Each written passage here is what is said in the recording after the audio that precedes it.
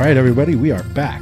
It is Jack Murphy, and you are on the Jack Murphy Live podcast. You can find me on Twitter at Jack Murphy Live, at the website, jackmurphylive.com. Go to the website, sign up for the mailing list. The book is Democrat to Deplorable. Go to Amazon.com, pick one of those up today. But enough about all that. I'm very excited about the guest that I have. He is the senior tech correspondent at Breitbart News, and he has been on the forefront of following social media and online tech giants and their censorship battles against everybody out there. And that's one of the things we're going to talk about today. But first, I just want to say hello. Hello, Allum. How are you? Hey, Jack. Good to be on the podcast. How are you? Fantastic. Allum Bokhari is here with me in Washington, D.C. He is just back from abroad, and we've been trying to get this one scheduled for a while. So I thank you very much for being patient and setting this up with me.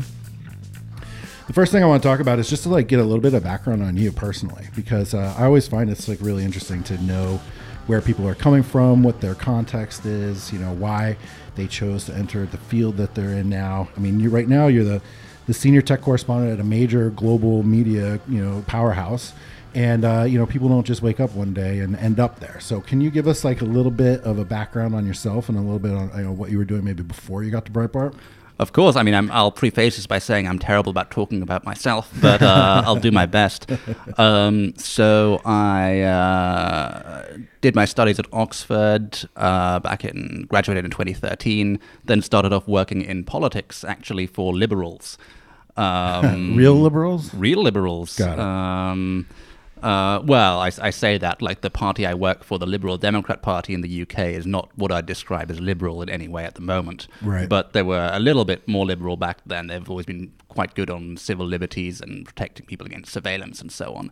But right now they're sort of like a social justice warrior, anti-Brexit party. Got it. But that's what I was doing in 2013, 2014. Then I started working for a political consultancy, very globalist, which was an extremely boring office job where large corporations paid us lots of money to tell them what was going on in politics. Political consultancy is a lot less glamorous and sinister than you'd expect. It's generally just people informing other people about what's going on. Got it. At least that's how it was at the place where I worked. But at the same time, I was sort of very extremely online. I was always very into the dark corners of the internet, 4chan, Reddit, although Reddit is probably mainstream in 4chan's eyes. And I was seeing all these sort of new cultural battles happening in the millennial generation. Well, and wait, you got involved in this just because you had personal interest, or? Yeah, I was just curious at Right. all these sort of controversies that were erupting on social media and on these websites and communities in 2013, 2014. And the biggest one that sort of led into my Breitbart job was GamerGate in 2014. So when I saw that starting, I thought, well, this is going to be big because there'd been a whole lot of previous sort of social justice warrior versus anti-social justice warrior controversies happening in the year leading up to that. And it seemed like there was this big battle about to take place.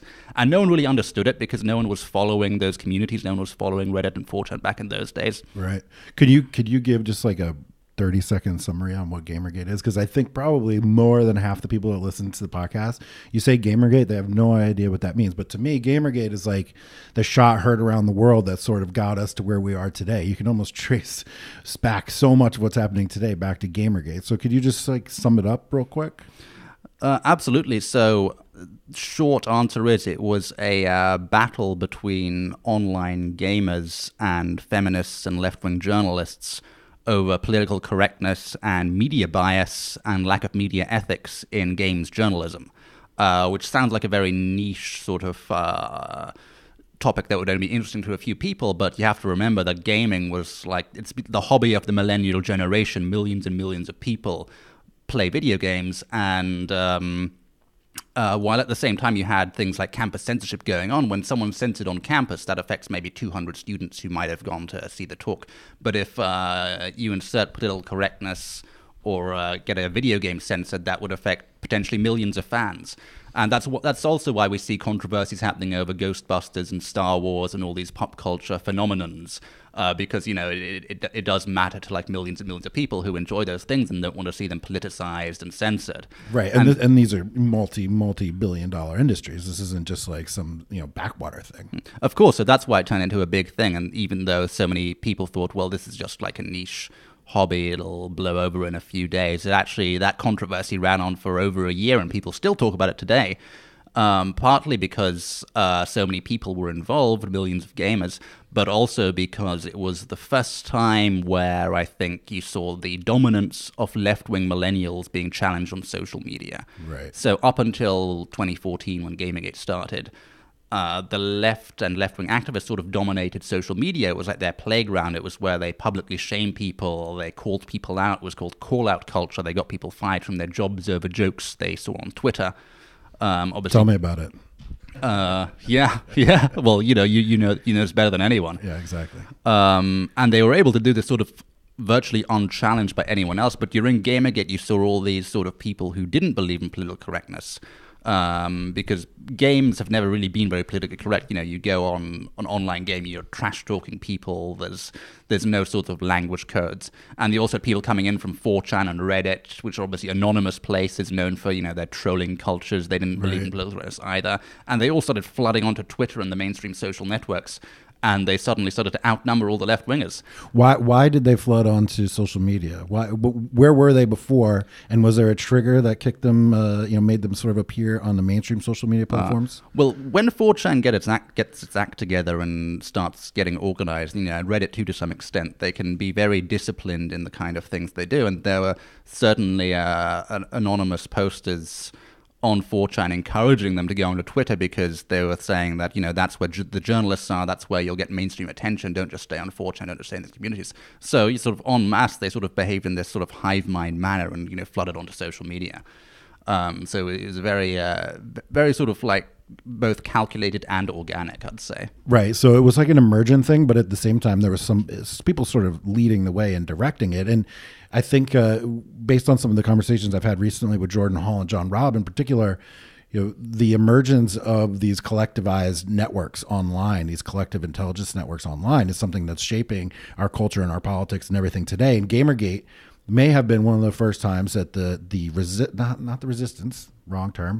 insurgency sort of made its way into social media and started to have serious impact.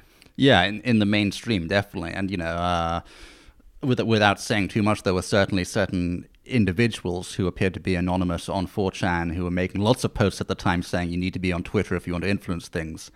Certainly some people I know of were doing that, and it was very effective. Yeah, it really was. And in fact, one of our mutual associates, Mike Cernovich, he sort of cut his teeth on social media emerging out of GamerGate, I think. Isn't that right? Yeah, I mean, GamerGate made stars of a lot of people. You think of some of the big names today, like Sargon of Akkad and Mike Cernovich. They got huge followings during GamerGate. Yeah. Because it turned into something that wasn't just limited to games. It was more like a generalized backlash against this culture of political correctness, this culture of public shaming that was coming out of left-wing right. I think I remember the tagline was free speech in games journalism, right? Something like that, yeah. But so what would somebody from the left say was the real issue around GamerGate? Because that's not what they would say. They wouldn't say it wasn't about free speech. It was about what? Oh, yeah. The narrative from the left was that this is a huge harassment campaign led by bigots who hate progressive values and hate feminists and women and minorities. Right. And it was in some cases a dress rehearsal for 2016 because you saw exactly the same narrative emerging about Trump supporters, that they were coming from these dark corners of the internet to harass journalists, that they're all hateful bigots, they're all deplorables.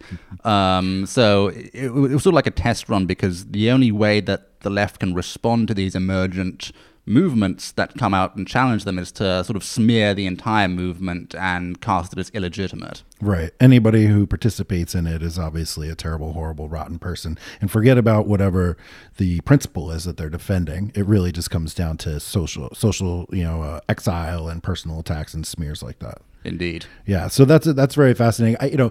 GamerGate gets a lot of attention in the circles that we run in. I don't know that there's been a definitive like GamerGate book written or something that really tracks the way that this has had an influence. I think even on the election and who's in the White House, and moving forward as the beginning of these online insurgencies and these collectivized intelligence networks that don't necessarily have a leader. I do remember very clearly back then, people would say.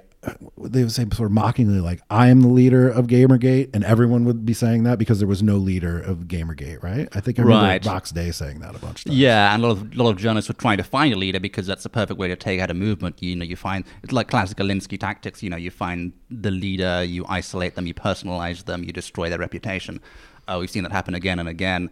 In terms of books about GamerGate, I believe Brad Glasgow, a fairly unbiased journalist, has written a book about GamerGate. Okay. But that's the only one I know of. There have been some, promised books about GamerGate that never happened. But, I heard those promises. And in terms of the political ramifications, you often hear left-wing journalists who were involved in trying to smear GamerGate talking about how if everyone had just listened to them back then, the Trump movement never would have happened, because that was they sort of agree with what I was saying, that it was a kind of test run. And I authored an article about a year ago pointing out that there's a fairly big overlap between hardcore gamers, people who play games a lot as a serious hobby, not just as a casual thing, and Trump supporters, because you think about all the unemployed white males without a college degree in the Rust Belt. Their biggest hobby by far is video games, right. And they're also the demographic that put Trump into the White House. So, right. there's some. I think there's some room for research and analysis there about just how much gamers did support Trump. Right. I think the left might have a point about GamerGate putting Trump in the White House. Oh, I agree 100%. And if it wasn't necessarily the individuals or the demographics involved in GamerGate that did it was sort of the technology and the networks and the emergent systems that came out of it, which led to the red insurgency, as John Robb calls it, fighting against the blue church, which is a term from Jordan Hall, which encapsulates all the social justice warriors, the media, the universities, deep state, all these institutionalized forces that are pushing the same top-down narrative that is now infected with the social justice warrior mentality. And so that battle is playing itself out over and over again on a daily basis. And now the resistance has its own sort of decentralized collective network as well. And we're gonna get to that definitely. But so you're doing political consultancy and you're digging into GamerGate and 4chan and Reddit, and you're reading up on this as a hobby, because it's interesting, because it's the cutting edge of culture at the time. And so how do you parlay that into writing about tech at Breitbart? Well, it occurred to me that no one on the right who had, the most track record of criticizing feminists and political correctness and the cultural left had really clocked onto GamerGate. They weren't sure what it was about. Obviously, the young millennial reporters at places like BuzzFeed and Gawker and the video game outlets did know what it was about, and they were attacking it relentlessly, but there were no journalists on the other side presenting a different view and challenging that narrative. So as it was all kicking off, I sent the breakdown of the story to Breitbart. Breitbart initially didn't really know what was going on, but I sort of explained it to them, and then they started covering it. And that became a very big deal, and that was how I ended up working for Breitbart, because I eventually started writing articles for them as well. Got it. So were you trained in journalism? Did you study that in school? Were you on your high school newspaper, or was this something that you've sort of evolved into? It's something I evolved into. My background, my academic background is history and politics, okay. And my professional background was politics as well. But, there's a fairly... a lot of overlap between journalism and politics, especially these days. So it wasn't too difficult to get into journalism and start to learn the ropes there. So you just started sending Breitbart information, and then eventually they hired you on to write about the subject. Basically, yes. And then the wider subject about tech censorship and the social justice warrior movement and the opposition to it. Great. And what year was that? That was 2014, 2015. I joined Breitbart formally in October 2015, which was when Breitbart Tech was set up.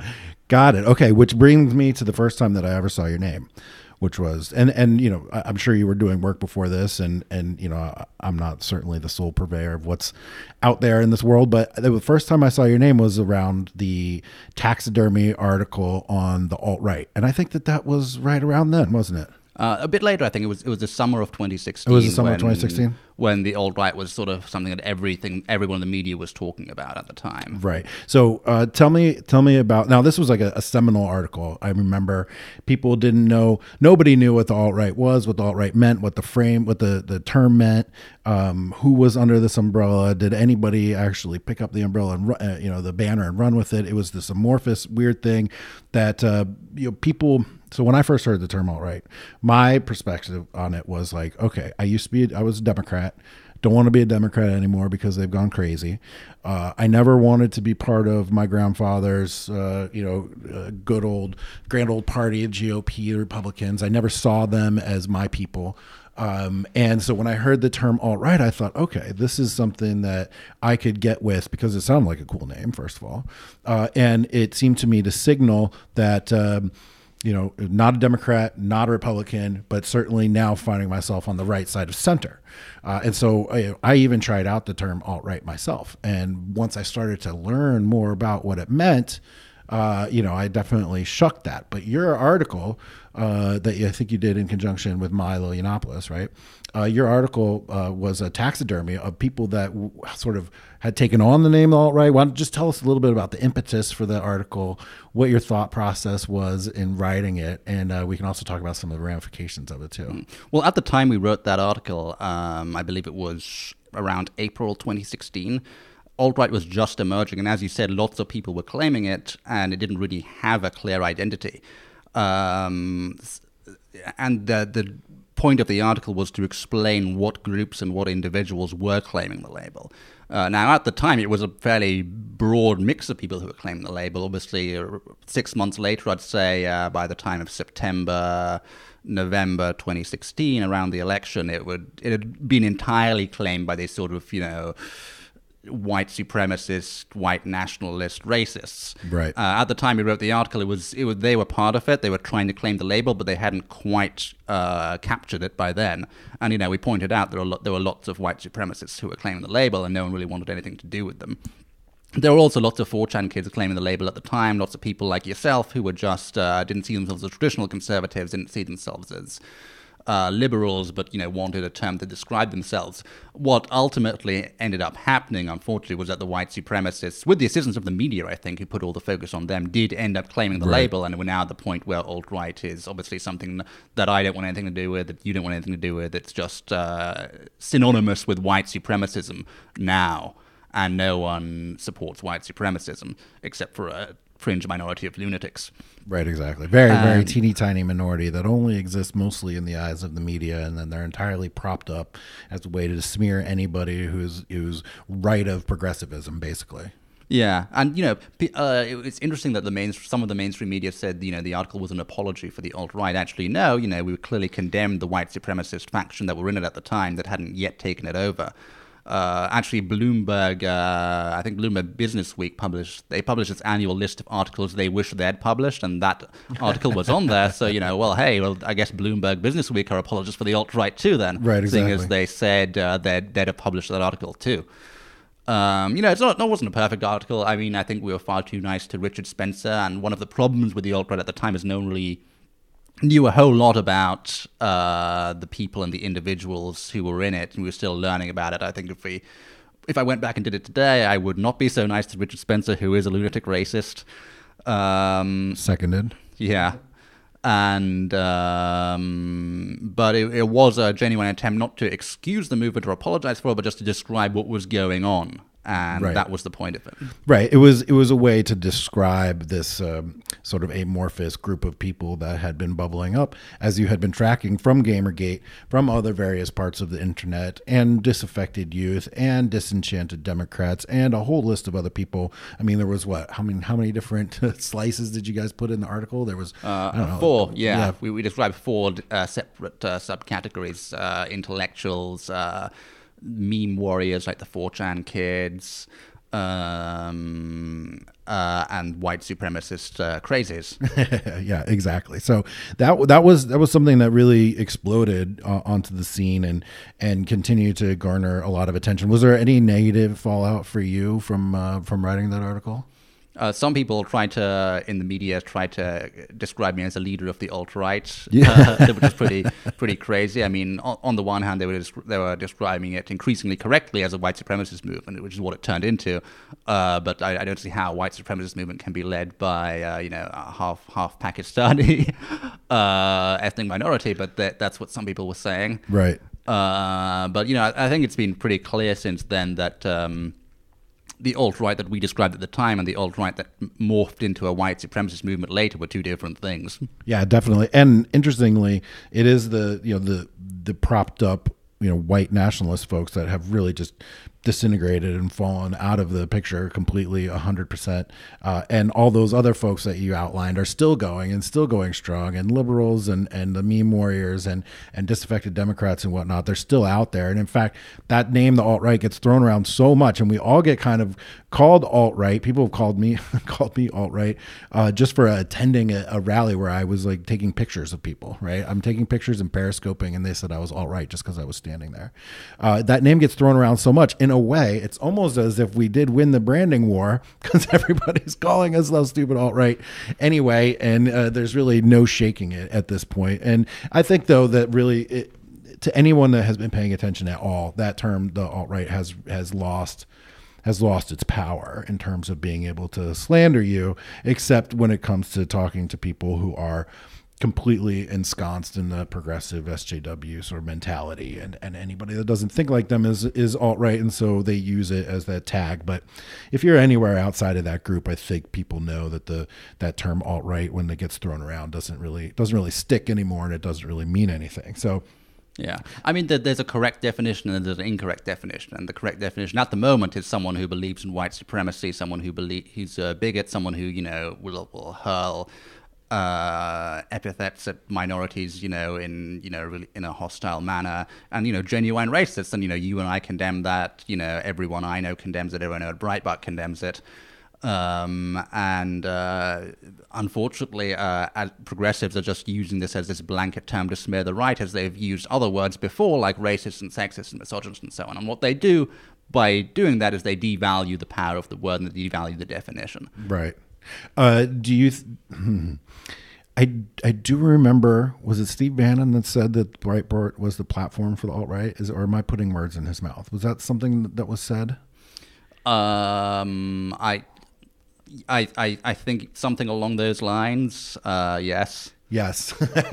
Yeah, I think I remember hearing that, and I'm sure it was before this evolved definition came into play, and it was really in reference to this disaffected group of people that embrace technology, don't want to be a Democrat, don't want to be a Republican, and looking for alternative ways to move things forward. But yeah, the one thing you'll never have in the mainstream media is that the definition that was used back in early 2016 and what the alt-right turned into later in the year were two different things. Right, never. And I wrote a very long essay about my exploration of the alt-right and what it meant, because in late 2015 maybe, I've used that word to describe myself. I'm like, oh man, that sounds cool.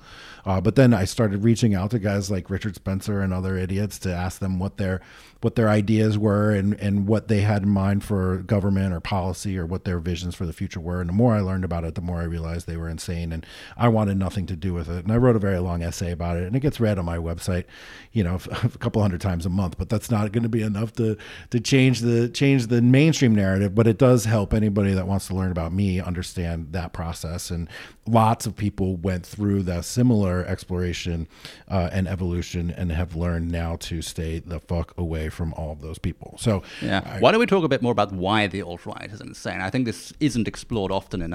Yeah, go for it. The way I increasingly see politics, and I think the way it's always historically been philosophically, is that politics is about, how far do you embrace human nature and how far do you try and contain it? Because a society that just lets human nature run wild isn't really a society. It's not civilization, it's barbarism. The definition of civilization is containing the worst aspects of human nature. That's the point that Thomas Hobbes made in the Leviathan. But a society that goes too far towards controlling human nature is a tyrannical society. That's what the Soviet Union tried to do. So I think what the alt-right want to do is they're saying all these negative aspects of human nature, like racism and bigotry and ethnic tribalism, are good things and should be embraced. And I think no right-thinking people agrees with that at all. I think the pragmatic way to look at it is that, yes, racism and tribalism do exist, and when you bring groups into close proximity, there will always be people inside them who try and create conflict and divide. That's one of the reasons why you have to be very careful about mass immigration, because, it will lead to, at least in the short term, a lot of conflict and strife. And the way societies then try and control that conflict and strife is by passing hate speech laws and cracking down on freedom of speech. So as they try and control those negative aspects of human nature. So I think the way to look at it is not the way the alt-right looks at it, which is all this ethnic identity is a good thing.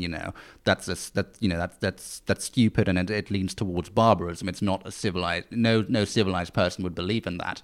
But you also can't look at it the way the left looks at it, which is that. Well, let's just have open borders, and, if there are negative aspects of human nature like racism that start showing themselves, we'll just create an authoritarian society and control everyone's speech. No one wants to live in a society like that as well. You have to take a pragmatic view. You have to have limited immigration. You have to acknowledge the dark side of human nature without embracing it, but also take that into account when you're making policies. Yeah, I think that's a really fundamental divide there, which is acknowledging the darker side of human nature. I think we see on the left, people are more interested in perfecting human nature, where they think that there's some sort of end goal outcome where we can have the perfect human being, and the way that they get there is by coercing all of us into this position. And it also goes in, and if you have limited success in America, then that means something is wrong, right? Because everybody is perfectibility, or at least the same in some way. And so if people have different outcomes, then that means there's something societally wrong, and we have to continue to change it. And I find on the right, people have an acceptance of the darker side of human nature, and understand that there is good and evil in the world, and there's never going to be a way to eradicate all of that from society. And so you begin to focus on yourself and the way that you can improve yourself and improve the people around you, and to do the best that you can. I find myself on the edge of this discussion in a number of ways. One of the ways is like through sexual norms and mores and sexual practices. Like to the right of me, there are people that would say advocate only exclusively for monogamous relationship within the context of marriage, and have sex solely for the act of procreation. And then on the left, we have very far to the left, hedonism and people just willy-nilly running around and engaging in their most animal desires. I'm somewhere in the middle, and I feel this tug, and I've always sort of felt the tug, which is to the extent that I have urges as a human being, whether they be tribal relationships, or whether they be want to smash somebody on the head, or whether it is to have sex with many people as I can, or whatever, I've always been conscious of, to the extent I'm exist as a human being that has urges, and then my job is to sort of rein those in. And I think that that's an interesting sort of battlefield, and I'm in the middle of that, and I find myself wondering through that perspective and that lens, both looking at politics, sexual practices, our sexual dating and mating markets, and all aspects of human life. And I don't really have an answer there. I know that I feel the tug from both directions, where I can see that our society will benefit from curtailing certain behaviors, but I can also see from a personal perspective, you can really enjoy certain things. And to what extent is your personal enjoyment the foremost guiding light in your decision-making versus what might be better for society at large. So, this is a very fascinating battlefield of ideas there for me. Yeah, and I the way I look at it is, what's publicly encouraged versus what's allowed in private. I think you should allow the maximum number of non-harmful behaviors in private. Yes. But what's a matter for public policy and what's encouraged in public is a different matter. I think if governments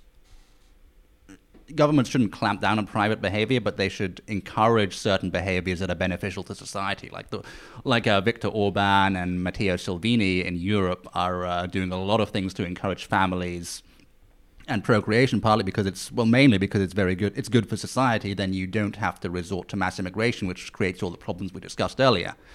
So I think there are certain types of private behaviors that it's fine for the government to encourage. I think banning private behaviors is a different matter. Right. But one of the other things that's interesting here is that, we were talking about human nature earlier and the dark side of human nature and the good side of human nature. You can't really create good policy unless you have an understanding of human nature. And we do have more understanding of human nature now than we've ever done before, thanks to the cognitive revolution, evolutionary psychology, and all these new fields. The problem is some of the research being done and the conclusions being reached are so dangerous to the left and their ideology that's sort of based on, outdated social science in the 60s and 70s. Which means that we can't really have an honest conversation about human nature, and that really harms society in general. What subjects in particular do you think? Well, you were just talking about sexual relations. That's somewhere where you basically need to have two studies of human nature, the male and the female. But the left won't even let you have that discussion because, in their view, there's no such thing as innate maleness or innate femaleness. So you can't even develop that understanding to the point where you can start building policy on the basis of it. Right. That's fascinating. I think that the way that I discovered where I was politically speaking is when I started to understand what was happening in our dating and mating markets, and the way I saw the ideologies of the left infecting just human relationships on the ground with people in their 20s and whatever, and this sort of the dissociation of there being maleness and femaleness, and the limiting factor of not that keeping people from actually studying the differences and embracing the differences. But were there any other elements of like new research and new science that you think are going to be inhibited by the left, where, I think that people have always thought that the right was the science deniers, but it seems to me that people on the left are the science deniers these days. Are there any other subjects that you think are going to be infected by that? There are still some science deniers on the left. I'm sure there are still a few people out there who believe in, the Earth is 4,000 years old and so on. But I think that's not really a harmful belief in my view, because it's not in academia. It's on the mainstream media. It doesn't really do much damage to society. I think where you have this mentality on the left where you have to clamp down on all this, on studies of innate gender differences, that does do damage to society, because then you have money being wasted on trying to get more women into STEM, when actually all the research shows that it's the difference between male and female preferences that causes those imbalances in industries. Whenever governments try and correct it in Scandinavia, it just doesn't work, and they end up wasting tons of taxpayer money. So you need to have that honest conversation first before you can start correcting some of those bad policies. Right. This is a good segue, actually. Sorry, go ahead. No, I was going to continue with that topic about the Scandinavian countries and the way that they've worked to eliminate sort of structural limitations or social norms around career choices by men and women, and they've made it the most open and egalitarian societies in the world. But a funny thing happened there. What happened? This is fairly well known on the right now, I think. What happened is that the gender gaps in industries actually started to expand, because when you give men and women as much choice as possible and as little judgment as possible, they'll just go with their own preferences, and their own preferences are different. Right. Well, like what? So more men find themselves in tech and in STEM, and more women find themselves in sort of caretaking jobs or school teaching, or it's essentially that. Engineering, the gap is extremely wide even in Scandinavian countries, and it just keeps on expanding. And you actually see much less of a gap in poorer countries in the developing world, because in those countries you have less of a choice. You go with the job that makes you the most money, which might be information technology, it might be the hard sciences. You'll just go with whatever gets you a job. So you see the gender gap in industries there generally much less divided than in the West. Right. Yeah, I've seen studies that show that women are be more inclined to go into jobs that pay more when they need more money, right? And when money is less of an issue, when childcare is paid for, health insurance is paid for, education is paid for, then they are freer to make choices that they want to make that suit them personally.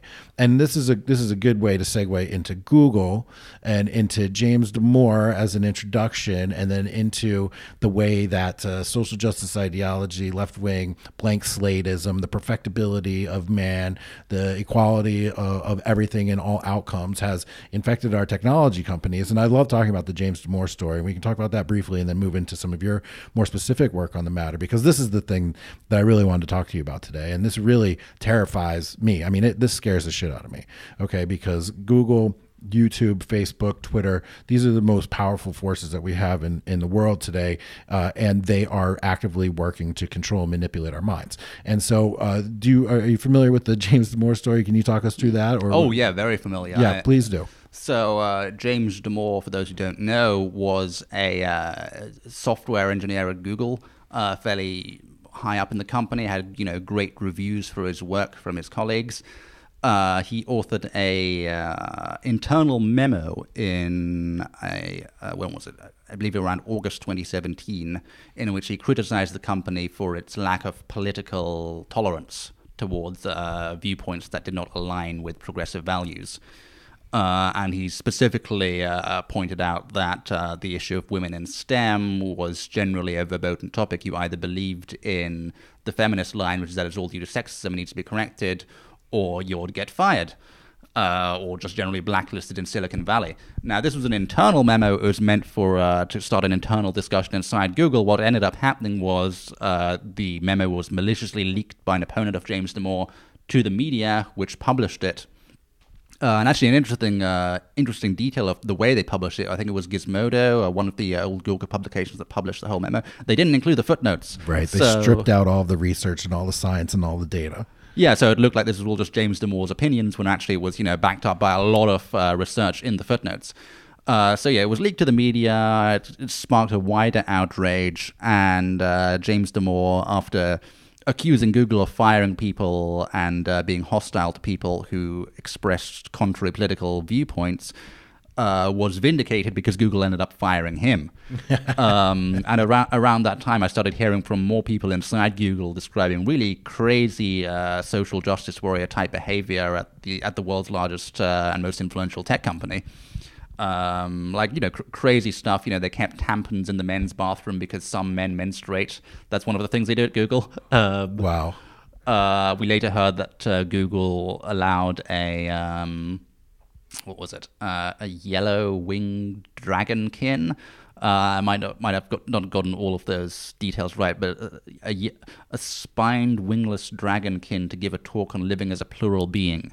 So the kind of crazy stuff you'd find on Tumblr or in the feminist club at Berkeley, it's all happening in the world's largest tech company. Right, but these are just like little. They're shocking, but they're just little tiny minor incidents compared to the more pernicious, devastating, terrifying, from the future, control your mind, all the information and like hurt us into the desired outcome that's going on over there. Yeah. So but also in terms of the employees, I mean, there were some stories about Google employees being threatened with violence because they supported Republicans. There was stories of teams being cheered for getting rid of a white male or being booed for having too many white males. So, we're talking rampant political intolerance, rampant racism and sexism within these companies. And, frankly, I think that's a legal issue for them. I'm not a lawyer, but that sounds like discrimination to me. Yeah. And I like the way that you hold no punches on that. I mean, rampant racism and sexism. I mean, there's absolutely no question about it, right? Yeah, I mean, one of the stories we published was that Google's management teams were handing out flyers to various departments on white dominant values and what to avoid. So you should avoid praising meritocracy. You should avoid talking about equality of opportunity, because these are all white dominant values and they're bad. Right. I got that same memo at my former employee, the District of Columbia Public Charter School Board. They handed that around for everybody. And in there also was things like reliance on data.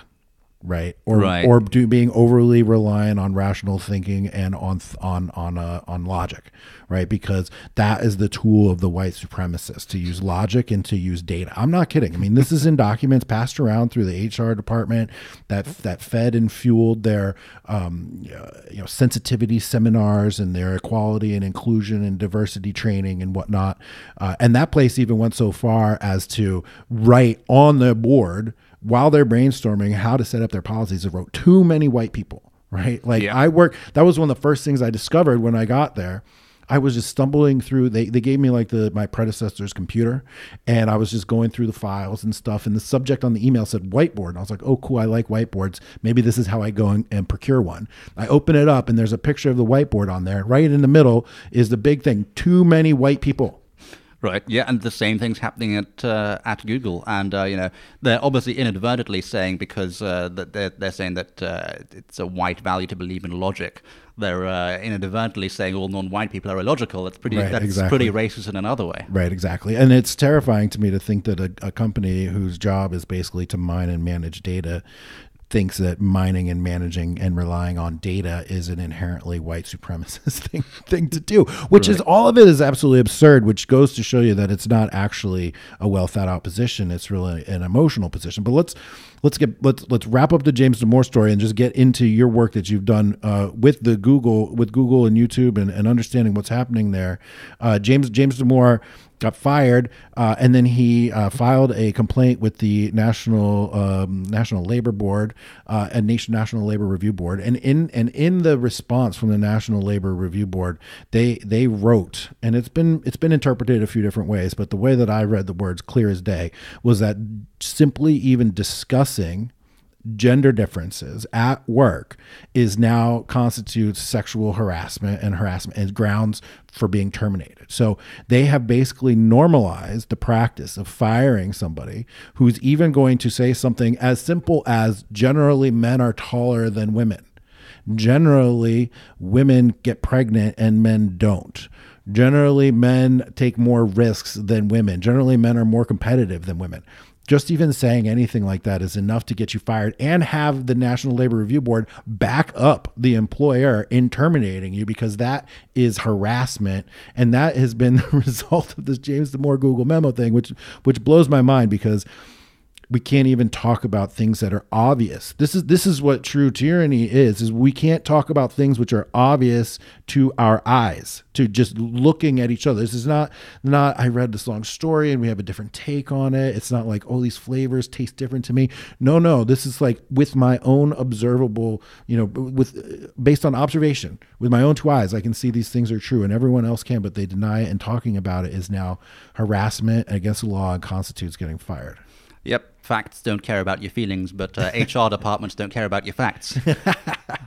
That's a good one. That's absolutely right. So, okay. Oh, by the way, I think it's highly unlikely that decision by the NLRB was an independent one, because my sources told me that Google was heavily lobbying the NLRB ahead of that. And one of the big stories in DC for the past few years has been the increasing dominance of money from Silicon Valley in DC politics. I believe Google has been the top political donor for a few years running now. That doesn't surprise me.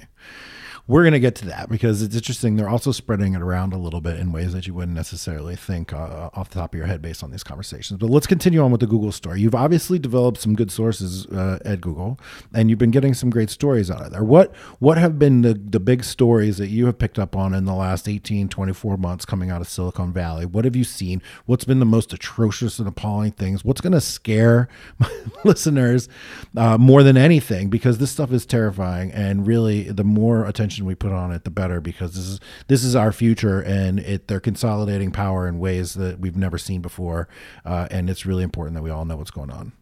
Well, I think the one that got the most attention, just because it was so such like a visual reminder of Google's biases, was the 1-hour recording we obtained of Google's all-hands meeting right after the 2016 election. And you essentially had the entire leadership of Google, Sundar Pichai, the co-founders, Sergey Brin and Larry Page, all lamenting the election. You had one Google executive crying on stage because she was remembering how Hillary had lost a few days prior.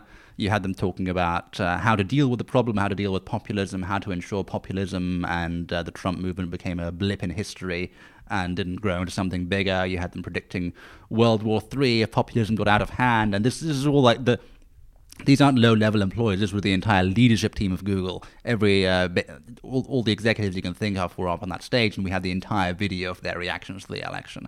So that got a huge amount of attention in the media. Even the mainstream media admitted it was a huge scoop. The one that I found most useful, and I think tells you the most about where Google and where other tech companies are headed, is a document we obtained called the Good Censor.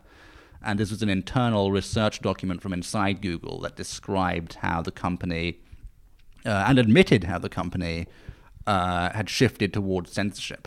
Because this is not something that Google generally admits publicly, but it was admitted in this internal briefing. It admits that Google is becoming the good censor. It's becoming a more censored platform. And it looks at all the reasons why that's happening and what will happen if it continues in that direction. One of the things it points out is that in order to maintain global expansion, to break into foreign markets, it has to continue censoring because that's what foreign governments are looking for.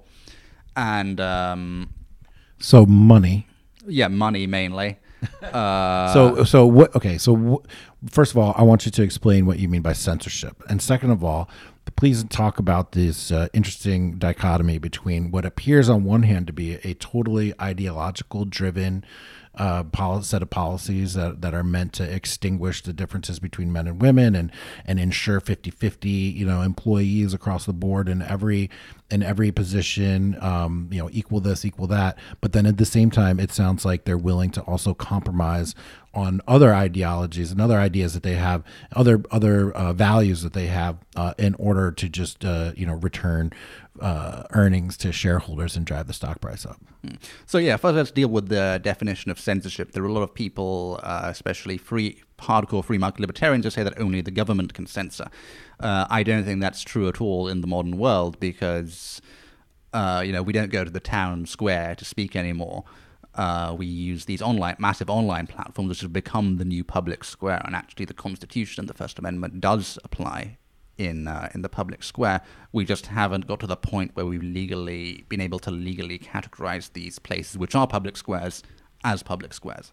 So in my view, when Google decides to delete a search results or delete a YouTube video or ban someone from YouTube, that is an act of censorship, because YouTube and Google have become the new public squares, and that goes for Twitter and Facebook as well.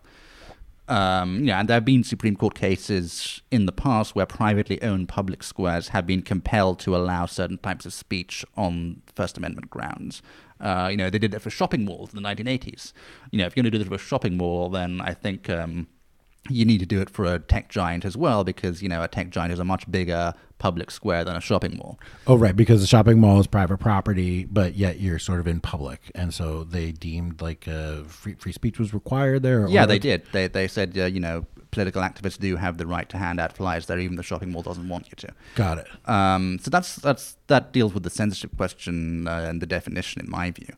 But what are they actually doing to censor? Besides, the obvious ones are there, right? Demonetize, deplatform, kick off. But like, what's going on behind the scenes? This is what I'm even more worried about, the stuff that you can't see. Yeah. Well, the scarier thing is when they adjust their algorithms and adjust search rankings, and you're unable to detect what they've actually done. I couldn't tell you all the search results that Google has manipulated or that YouTube has manipulated. I can tell you that some of them certainly have been, because one of the stories we released, I think late December, January, was we got our hands on a partial list of YouTube's search blacklist.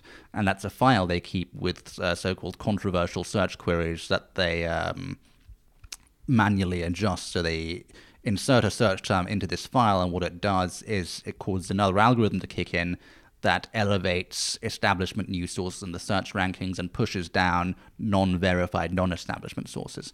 So they did that for search results related to abortion and abortions.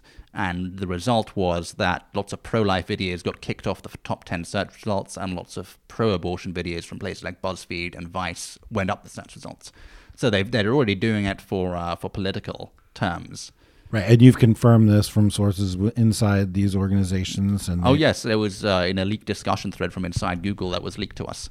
And actually, one of the Google employees in that discussion group said, "Well, this is a smoking gun. This is political censorship." So I did not use the word smoking gun. That's Google's own employees' description of what's going on here. So even Google's employees can see what's happening and see what's going on, and some of them are very concerned about it, which is why they talk to us. Right, and what would they say was the justification behind making such adjustments like this? Well, the justification was very clear in that case because it actually the abortion term was added just a few hours after Google was contacted by a left-wing, I say reporter, but really a left-wing activist posing as a reporter at Slate, complaining about the prominence of pro-life videos in the search results. And just a few hours after that, Google adjusts its search results and pushes all those pro-life videos off their top 10 results. So you can clearly see the motivation in that case. 100% politically motivated. There are also other search terms on there, like David Hogg, the anti-Second Amendment activist. Maxine Waters, a Democratic politician. They're all on the list as well, which means that you're going to see more establishment news sources pop up in your search results for those people. So they're actually assisting a Democratic politician there in some cases. Right. So this is one of the things that scares the shit out of me the most, which is that I had a tweet the other day where I said, imagine a future where intersectionality is burned into the algorithms that control everything around us. And basically that's already starting to happen, right? I mean, these algorithms are what shape.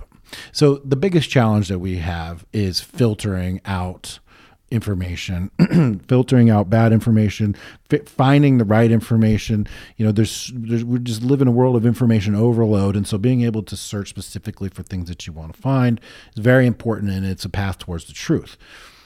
If the gatekeeper is keeping these things from you and hiding information and hiding data from you, then they're effectively sort of shaping our view of reality. I mean, this would be like if the library, and maybe they did this in the past. They probably did. We act like today people are less trustworthy than they were before. But I imagine this kind of stuff has been going on for a long time. But it's like, imagine you go to the library and you're like, I want to learn about cars, and the librarian's like, nope. No such thing as a car. We don't have any cars here. You can ride this, we can teach you about horse and buggy. We can teach you about bicycles, but no cars. There's no cars here. Nope, cars don't exist. I mean, that's basically what we're talking about, right? Right, and we have no idea exactly how Google has changed its algorithms. We know that based on the leak, we know that both YouTube and Google does it. So Google does it in its main search engine as well for controversial political results. Less often, according to one of Google's trust and safety employees, than YouTube does, but they still do it occasionally.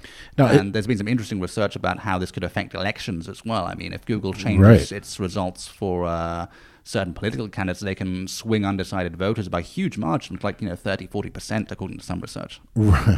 Right, which sounds a lot more effective than meme warriors and quote unquote Russian influence and whatnot, right? I mean, that sounds really powerful. Yeah, well, exactly, because when you see a meme from a Republican, it's from a Republican. When you hear something on cable news, you kind of have an idea of what their biases are, so your critical faculties are engaged. But when you search for something, your critical faculties are not engaged because you're thinking you're seeing information that you searched for. You think it's you doing it. You don't really have a sense of the bias that's led to the results that are appearing on your page. Right. So it's pernicious, it's secret, it's covert, and it's sealing off all kinds of information, discussions, people, connections, networks, all these things that you could be potentially having, all the things that were promised, that the internet promised. Right? Yeah, the really crazy thing that should get people fired up is how far the internet's come from its initial founding ideals. These companies used to talk about ending censorship. They used to talk about, democratizing the information landscape. And now that talk and those values are out the window. I mean, Twitter used to call itself the free speech wing of the free speech party. Now Jack Dorsey claims, that was never an official company motto. Google's Eric Schmidt used to say that, we'll end censorship within 10 years around the world. Now Google's building search apps to appease the Chinese government with censored search terms. So it's been a complete 180 turn from what these companies used to say they believe in. Now, do you think that their initial impetus, these initial sort of ideals that they had, do you think that they believed them? Was it cover for these really dark, horrible things that they're doing? Do you think that they evolved over time? Did people get to them? Did the deep state get to them? I mean, I'm being all dramatic about it, but seriously, I mean, anybody at the CIA could watch what's going on here and see how powerful it is, and they I'm sure could get involved. We know already that the intelligence community and Google and Twitter and everybody else are already working together. How were they sincere at the beginning? What changed?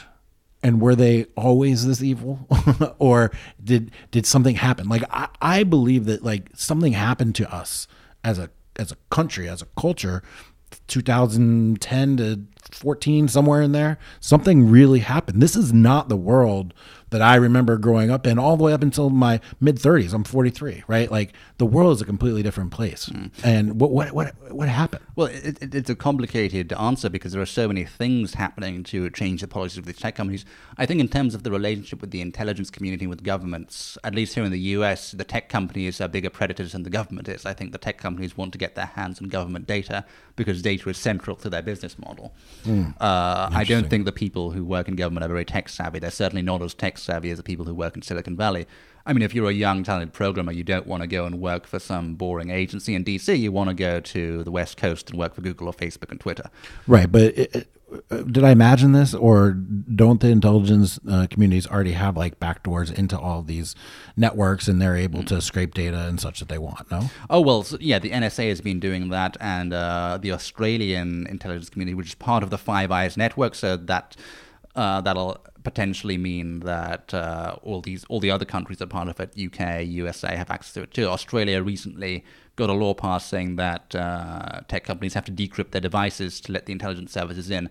So absolutely, yes, that is a thing that's happening. In terms of the bigger question about what's causing all these changes at tech companies, they're seeing obviously pressure from these intelligence companies. But they have actually, to their credit, they have been resisting those. They have been resisting giving the intel communities backdoor access. Obviously, in Australia, they're now being compelled to. But there are so many other incentives affecting them too. They get threats from the Democrats if you don't do something about hate speech and fake news. We're going to regulate you. Democrats are much keener to do that than the Republicans are. Republicans don't have this. The Republicans haven't grasped the fact that the left has fundamentally changed its tactics in the past 5 to 10 years. They now look less to the government to impose their values in society, and they look to intermediary organizations like corporations and tech companies.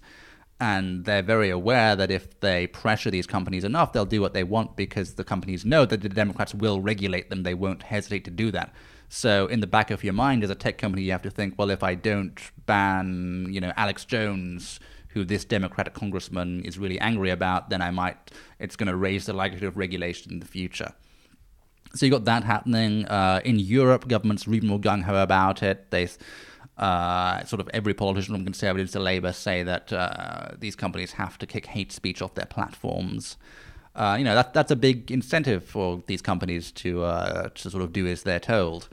As I said in that leaked briefing, that the good censor Google admits that if they want to continue their global expansion, they have to cooperate with these authoritarian regimes. And I did a piece recently on just how far this has gone. So you have Netflix now deleting an entire episode of their comedy platform because the Saudi Arabian government complained.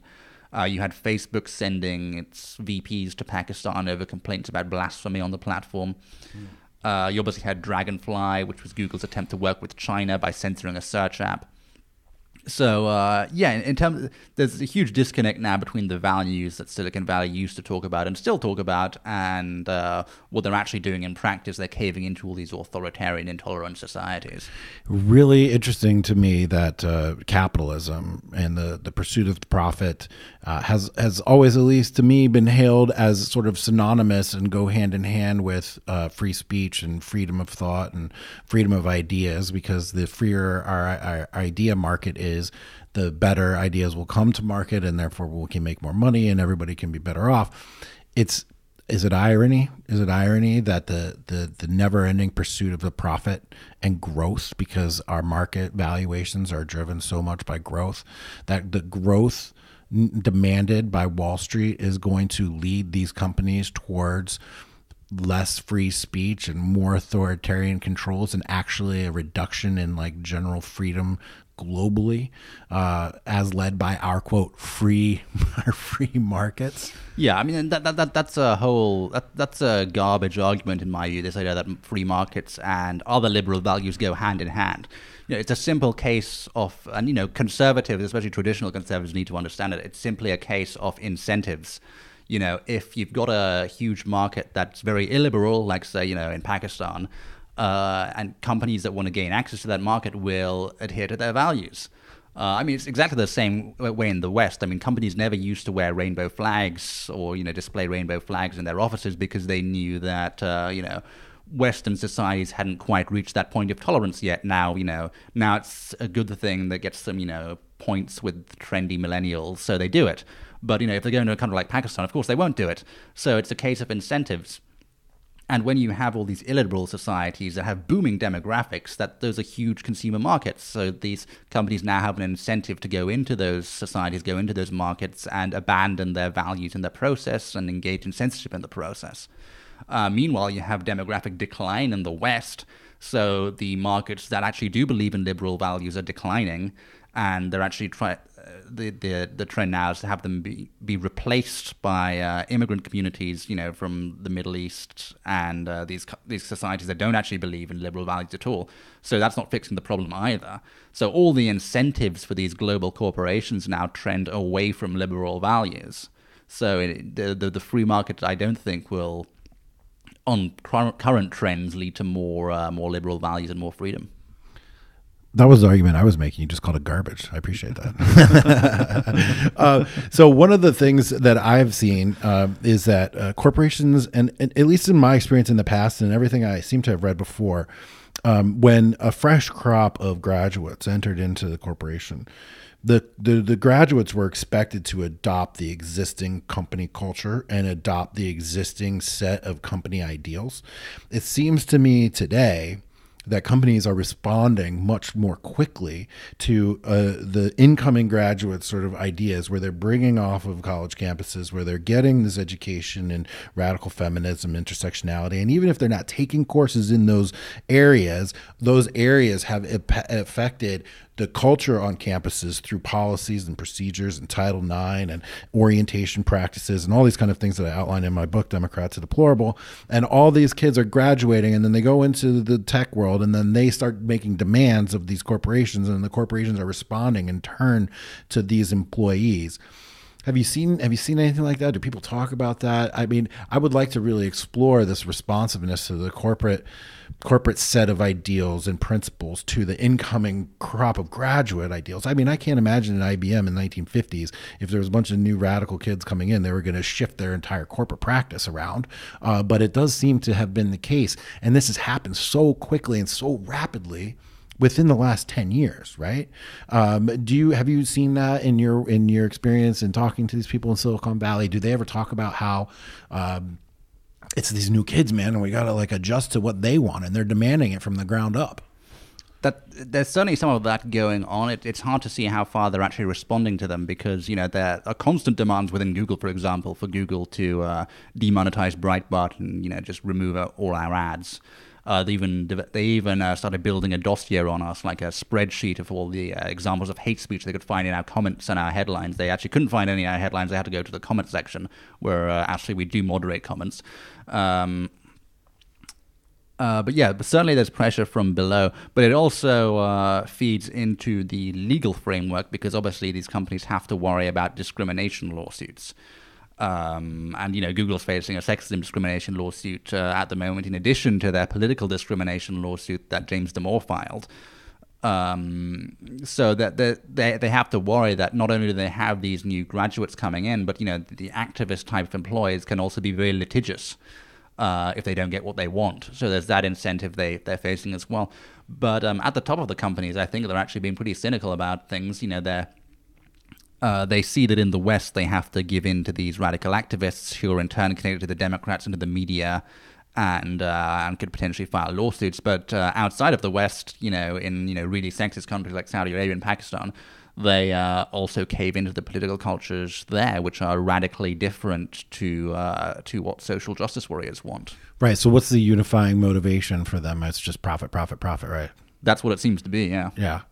Well, I guess you can't really fault them for that. I mean, that's what they were set up for. That's what they're chartered to do. That's what they're actually legally required to do. So do you think that their behavior in the United States, at least, is in line with their fiduciary responsibility to shareholders? Because I think some people would argue that companies taking on these social justice positions and whatnot are actually contrary to their fiduciary responsibilities. Do you think that this is actually in line with those responsibilities, in that they're supposed to be honor and integrity and honest and make money? That's the whole number one job, right? Well, I think it's very short-term thinking on the one hand, because they don't anticipate the backlash they'll get from non-progressive markets. I mean, this is the mistake the NFL made.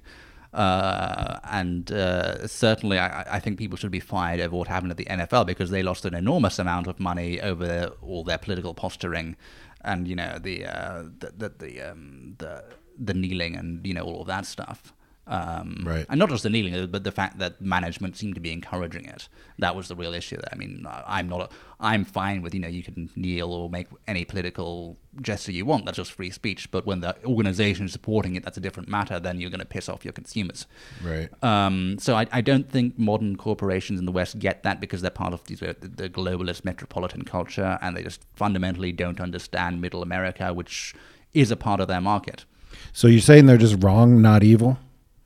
Yeah, I think that they're calling it wrong, but also you got to place some of the blame here on Republicans, because as I was saying earlier, if we're talking about, you know, fiduciary responsibilities, a company CEO will think, well, if we have all these regulations coming in from Democrats, it's going to harm our profit margin, so we better do what they say.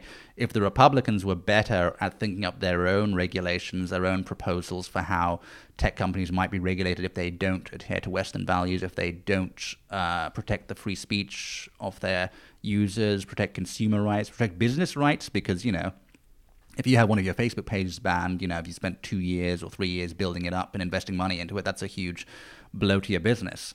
And the analogy I use is that, you know, it's like a landlord selling you land and then knocking your house down 2 years later without giving you any compensation. That would be an outrageous business practice that would cause people to be up in arms in normal circumstances, but social media companies are allowed to get away with that equivalent. So there's I live in fear of that almost every single day, honestly. Yeah. And, you know, there's plenty of ways Republicans could start talking about proposed legislation to protect consumers, protect businesses, protect free speech, but they're not. And that means that if you're a CEO and you're thinking about profits and regulation, you're going to be thinking more about what the Democrats want than what the Republicans want. As I was going through your articles preparing for this, I think I saw one that talked about the influence of their new money in Washington, D.C. And at first glance, you might think that they would be heavily focused on the Democrats, but it turns out that they're actually spreading that money around a little bit, isn't that right? Oh, yeah. The Sundar Pichai, the Google CEO, recently admitted that the company gave money to the National Review Institute. Interesting thing about that is that they didn't disclose it on their transparency page, and Pichai tried to claim that the donation was in 2018. It was actually in 2017, so it was off their transparency report for a full year after it was actually made, which is very curious.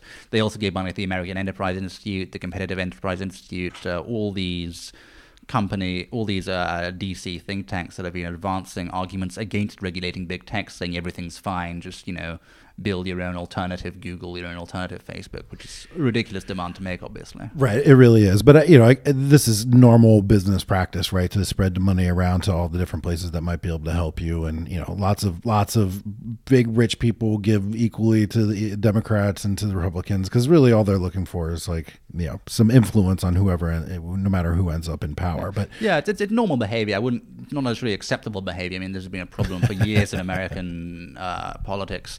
But certainly it's normal behavior for a corporation. I think it takes on a lot more significance with Google and Facebook and big tech because of the amount of influence these companies have over our lives, our businesses, and basically every aspect of what we do in a modern society. Well, you mentioned the argument, go build your own network or whatever, go start your own this. That seems to be the response you're saying from typical conservative think tanks in Washington, D.C. But on my corner of the internet, I mostly associate with conservative types. None of us are saying that, right? We're all making the public square argument, and we're all making sort of like the public utility argument. What do you attribute that division? I mean, I've always believed in free markets. I went to George Mason University. I've got an undergrad degree in economics from one of the most libertarian universities in the country, and I can always see the free market answer to the problem in many circumstances. But in this one, it seems to me that they have amassed so much power and have so much control and have shifted this idea of what public is, that I can see that some sort of regulation would be helpful. It's certainly, speaking just personally, yeah, it would really help me if I wasn't afraid that my 25,000 follower account on Twitter wasn't going to be shut down, or even worse, like not being able to use PayPal or any of the financial transaction providers. So guys like Gavin McInnes get kicked off, Alex Jones get kicked off. There's the names are there's so many names now you can't even remember all of them. And we're all making the argument, not the build your own internet argument. So what do you see? Where did that divide come from? I mean, these are all people ostensibly conservative, but they're making very, very different arguments. Yeah. I think in some cases it's a generational thing because, older boomer conservatives grew up in an era when, the trendy thing was to support free markets and deregulation. And, there was a big case to be made for that in the 80s and the 70s when there was too much government. That's when they solidified their political values, and it's kind of just a knee-jerk response to oppose regulation of business for some of them. The other reason is because of this, the swamp, this culture of corporations pouring money into DC to influence Republicans against regulation and to influence Democrats in favor of regulation that they want. So there's that aspect to it as well. I think many of the Trump supporters don't come from that world. They're opposed to that world, which is why they supported Trump, and I think that's why we're seeing that divide. I think if we're looking like someone who sort of personifies this new brand of conservatism, which is very skeptical of corporate power, it would be Tucker Carlson, whereas sort of you got more like Ben Shapiro and Charlie Kirk representing the older school of conservative thought, where you don't regulate corporations at all. Right. So between the Democrats and the Republicans, somebody like me that's interested in free speech online. But just to add to that, I think we are winning the argument because I've been hearing from those people, more and more talk in favor of regulation, in favor of taking a look at the power of these companies. So I think the pro-regulation side is winning the argument slowly, despite all the money that Google's plowing into DC. Pro-regulation, but then there's going to be like multiple different flavors of regulation, right? Sure. So like the Democratic flavor of regulation would be different than the Republican flavor or a populist flavor or Carlson. We'll call it the Carlson flavor of regulation. The Democrats aren't going to like regulate Twitter to save me, are they? No, they're not. They'd be regulating it to stop fake news, which obviously in their view means conservatives and Trump supporters. That would probably raise constitutional questions, but it's a more complicated game they're playing because they'd be willing to impose other kinds of regulations, say to protect privacy, which would be a good thing, but they'd also say, they'd also be talking to these companies, and we know that Chuck Schumer talks very closely with Facebook. We know that Obama and Zuckerberg are big pals. They'd also be pressuring these companies to voluntarily censor the Trump movement more, I think, or they'd face even more regulations on other matters. Right. I think the kind of regulation we want is more clarifications on what a platform is versus a publisher and what a platform is allowed to do versus a publisher. Because the big issue we're seeing is platforms claiming the rights of publishers to kick off anyone they want, to edit and manipulate their pages however they want, but also claiming the legal immunities of platforms, which are meant to be neutral, just a place where everyone can go and talk.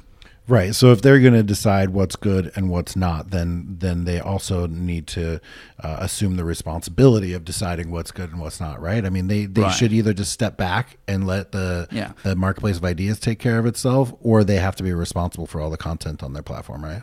Exactly. And they increasingly are assuming at least moral responsibility for content on their platforms. But not legal responsibility. And that's the real issue. They're behaving like publishers, but they have the legal immunities of platforms. Right, and this is only getting worse, and it's spreading too. I mean, we had Tim Cook a couple months ago come out and basically say that, like, if your app runs antithetical to our morals, whose morals? A corporation morals. Yeah. If your app is antithetical to our morals, we're not going to let you on our marketplace. YouTube says the same thing. Twitter says the same thing.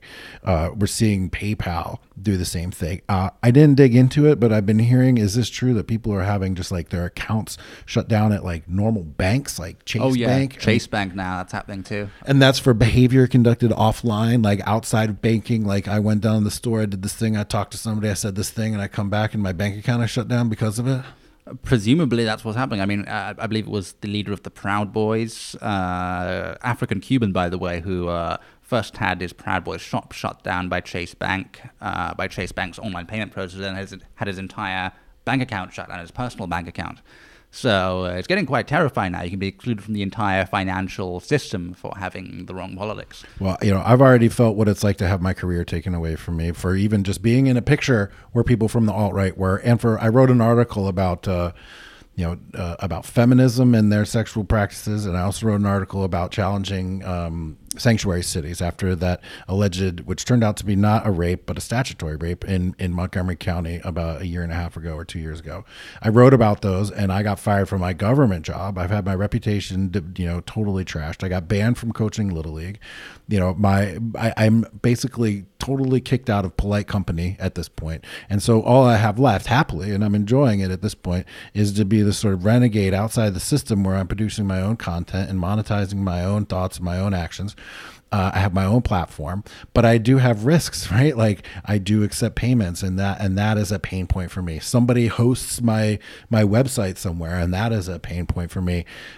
Yes, I've taken crypto. Yes, I have Bitcoin accounts, and I operate in that world. But there's no way to be completely insulated from big tech, big finance, big media cutting you off completely. Is there? I don't think there is yet. No, not currently. I think crypto has that potential, but it's nowhere near that yet. And until it is, I think you can't just hold out on that hope of some technology coming and saving you. You have to take matters into your own hands and start getting involved in politics and pushing for the kind of technology you want to see.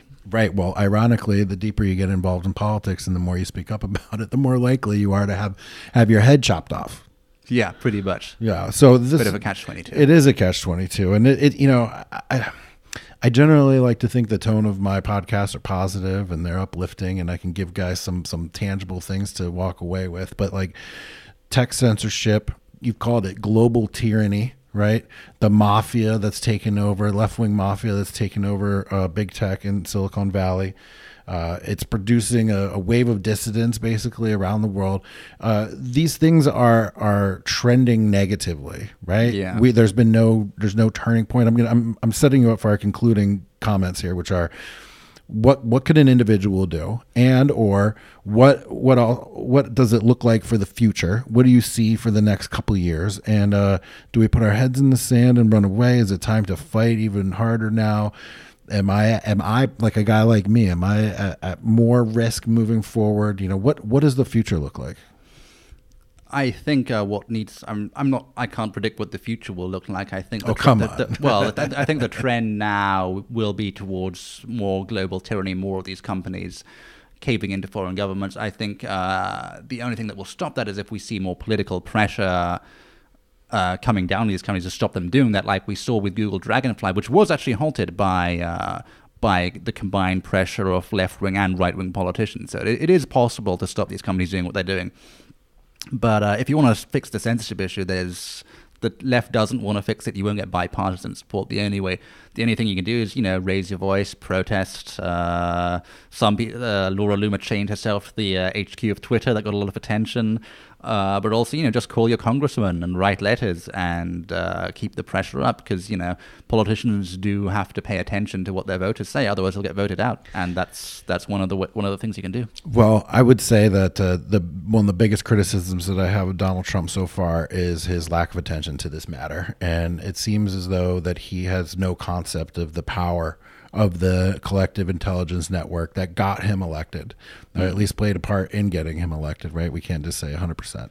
But it seems to me that he has not tackled this issue head on and come to the defense of the people that came to his defense and helped propel him into an election. And I think that sentiment is spreading amongst the MAGA community, especially the new media MAGA community, because I think that they feel it and they see it, and they see their friends getting deplatformed. They see their friends losing their money. They see their friends' families at risk. They see their friends, like Gavin, having to put his kids into hiding and stuff for a little bit. Like, where, that, I want to think that I can work with a politician or get involved in politics to make things better. But if freaking Donald Trump isn't going to do it, who is? I mean, he has done it occasionally. He spoke about the Covington kids, which I initially thought he wouldn't do, but he did get on board with that. He did. But the tech censorship, he could be doing a lot more. He has spoken about it. He has raised awareness. And Brad Parscale, his campaign manager, talks about this a lot. He seems to understand the issue. But just a few days ago, we had Donald Trump's own son, Trump Jr., getting a post blocked on Instagram, and then Instagram going back and saying, well, it was a mistake, we're sorry about it. But it's happening to the president's own son.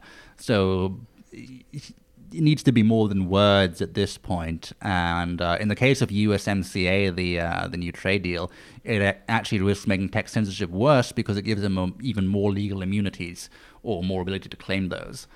But at the same time, Trump is surrounded by people in the White House who don't believe in his vision, who are sort of like hidden agents for globalism.